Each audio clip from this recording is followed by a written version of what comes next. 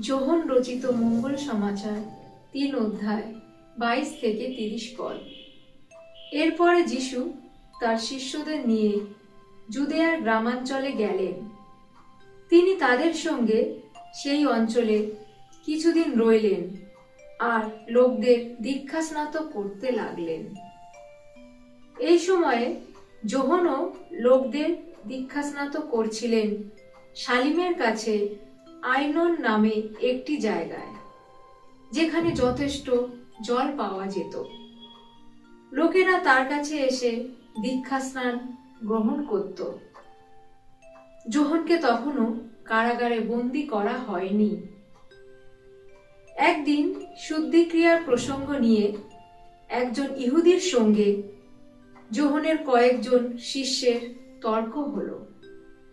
তখন যোহনের কাছে এসে তারা বললেন, গুরু, জর্দনের ওপারে যিনি এক সময় আপনার সঙ্গে ছিলেন, আপনি যার সপক্ষে তখন সাক্ষী দিয়েছিলেন, জানেন, এখন তিনি নিজেই লোকদের দীক্ষাস্নাত করছেন আর সকলেই তার কাছে যাচ্ছে। উত্তরে যোহন এই কথা বললেন, মানুষ কোনো কিছুই পেতে পারে না যদি তাকে স্বর্গ থেকে তা দেওয়া না হয়।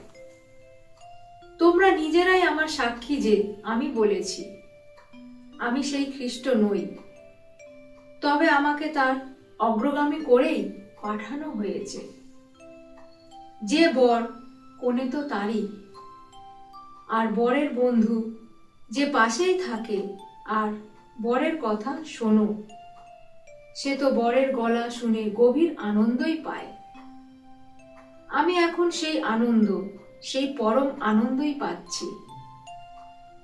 তিনি ক্রমে বড় হবেন আর আমি হব ছোট। এ তো হতেই হবে। প্রভুর বাণী।